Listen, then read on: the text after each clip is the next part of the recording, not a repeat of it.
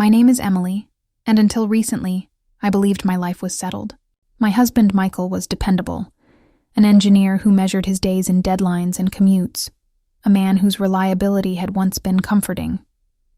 For nearly 8 years of marriage, I told myself stability was enough. We had a home in the suburbs, a routine we rarely strayed from, and the quiet companionship that comes from familiarity. Yet behind the curtain of predictability, I carried a loneliness I could barely name. Then Daniel arrived. He was Michael's best friend from college, freshly divorced, with a smile that seemed to mask more stories than he would ever admit. Where Michael was steady, Daniel was restless. Where Michael calculated his words, Daniel let them spill freely, weaving humor and warmth into every sentence. He had the kind of presence that drew attention without effort, a sharp contrast to the man I had married. At first, his visits felt harmless. Michael invited him often, eager to provide comfort, and I went along, pouring wine, setting an extra plate, laughing at his anecdotes. But something about Daniel unsettled me. He noticed things, small ordinary details others missed. A new haircut, the spice I added to pasta sauce, the way my smile faltered when Michael scrolled through his phone mid-conversation. His gaze lingered longer than politeness required, and each time it did, I felt a jolt I couldn't explain away. The central truth pressed on me. Daniel wasn't just another guest in our house. He was a man I wasn't supposed to see in that way, yet couldn't ignore. The more I tried to dismiss it, the sharper the tension grew, like static humming beneath every exchange. I reminded myself daily of the vows I had made, the trust Michael placed in me, the partnership we had built. And yet the quiet cracks in our marriage seemed louder when Daniel was around. I found myself caught in a conflict I didn't know how to navigate, between loyalty to the life I had chosen and the dangerous pull of desire I never asked for. It should have ended there, in the realm of fleeting thoughts and guilty glances, but it didn't, and that was the beginning of everything that followed. Michael and I had built a life that looked perfect from the outside. He was the reliable husband, the neighbor who shoveled driveways in winter without being asked, the man who never forgot to pay a bill. He had been my anchor when we first married, steadying me with his calm certainty.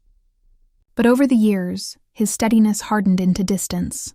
Conversations became practical exchanges, what to pick up from the store, when his late meetings would end, while the intimacy we once shared faded into memory. Daniel's presence only magnified what was missing. He had a way of filling the silence Michael left behind, his laughter spilling into rooms that usually felt heavy with routine. Where Michael's words were careful, Daniel's were impulsive, colored with humor or edged with sincerity. He looked at me directly, as though nothing I said was too trivial to matter. That attention was intoxicating, not because it was grand, but because it was something I hadn't felt in years. Still, I fought against it.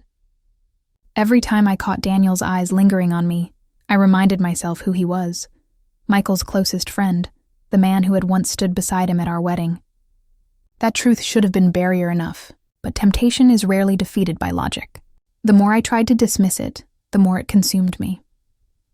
One evening, Daniel stayed after dinner to help me clear the dishes. Michael had gone to take a call, leaving us alone in the kitchen. The clatter of plates filled the silence until Daniel spoke, his tone quieter than usual.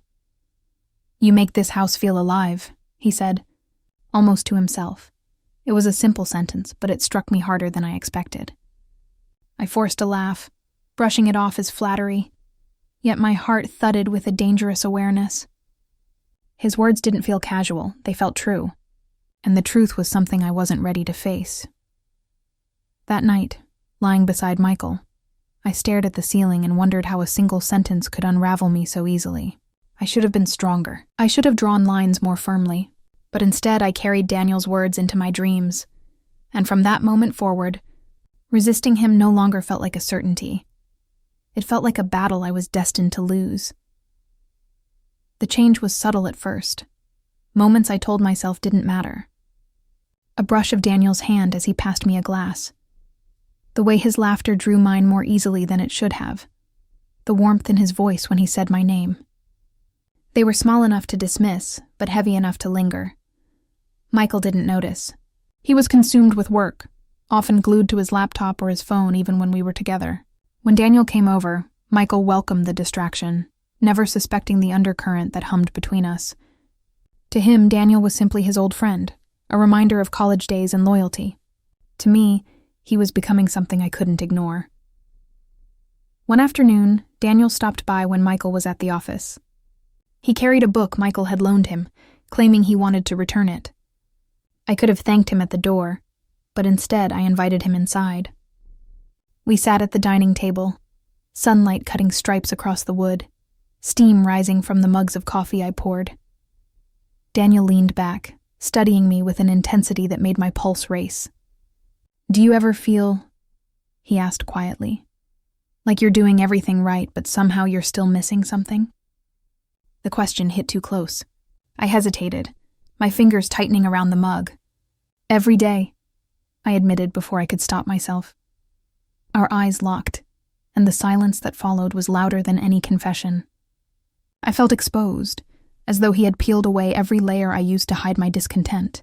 For a moment, neither of us spoke, and yet everything was said. After he left, I stood at the window long after his car disappeared. My chest ached with guilt, but beneath it was a dangerous thrill. He had seen me, truly seen me, in a way Michael hadn't in years.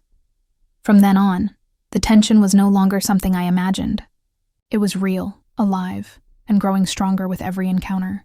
A glance across the dinner table, a laugh shared too easily, a pause when his hand brushed mine, and I knew, with a clarity that terrified me, that a line was waiting. The only question left was when we would cross it. The night it happened wasn't extraordinary at first. Michael had gone to bed early, worn down from a long week at work. Daniel lingered in the living room with me, both of us too restless to call it a night. A muted movie flickered on the screen, but neither of us was really watching. The silence between us stretched, heavy and expectant. I could feel the air shift, as though the room itself understood what I was trying so hard not to admit. My heart beat louder than the dialogue on the television. "Emily," Daniel said softly, almost hesitant, "you deserve more than silence." The words cut deeper than I expected. It wasn't just about Michael. It was about me, the parts of myself I'd hidden away, the hunger I'd ignored.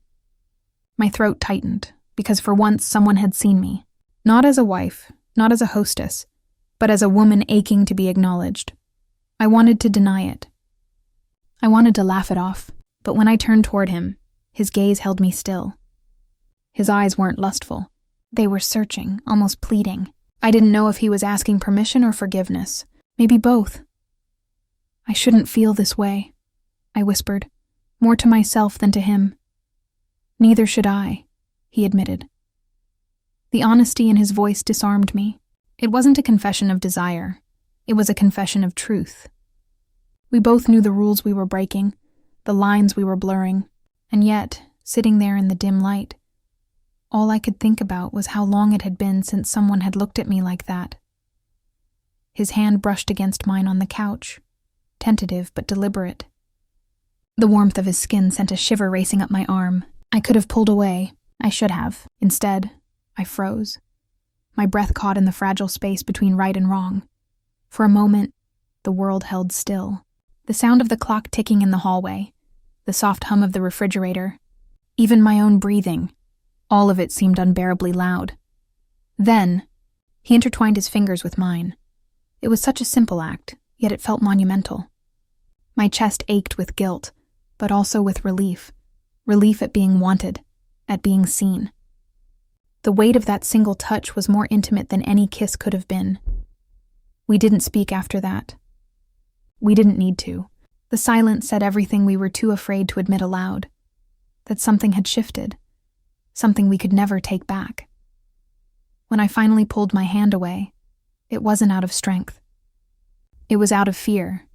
Fear of how much I wanted to keep holding on. That night, I went to bed beside my husband, my heart pounding with a secret that would never leave me. Life didn't shatter after that night. It simply carried on, which almost felt worse. Michael remained steady, unchanged, wrapped in the comfort of his routines. He never questioned me, never suspected that something had shifted in the spaces he didn't see. To him, Daniel was still a friend. To me, he was a secret I carried in the quiet corners of my heart. Daniel, too, acted as though nothing had happened. Though every time our eyes met, the weight of that evening pressed between us. We didn't cross the line further, but restraint didn't erase what had already taken root. The memory of his hand in mine was enough to haunt me, enough to change the way I looked at my life. I found myself trapped in contradiction. I still loved Michael, or at least the version of him who had once made me feel alive.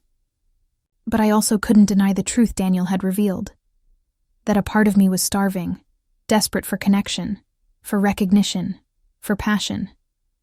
I didn't know if I wanted Daniel, or if I simply wanted the reflection of myself I saw in his eyes. At night, lying in the quiet beside Michael, I turned these questions over until exhaustion pulled me under. Was this just temptation, or was it a warning? Was it betrayal, or was it a mirror exposing what our marriage had become? The answers never came, only the lingering ache of possibility. What I do know is that I could never unsee what I had seen, never unknow what I had felt. That single touch had stripped away the illusion of certainty. It had forced me to recognize the cracks in my marriage, the silence I had learned to live with, the loneliness I had buried beneath chores and routines. Sometimes I wonder what would have happened if I had chosen differently. If I had told Michael. If I had pushed Daniel away sooner. If I had demanded more from myself, from my marriage, from life. But the truth is, choices are rarely clean. They leave shadows that follow us, no matter how neatly we try to fold them away. And maybe that is the hardest part of all. Learning to live with the shadows of what might have been.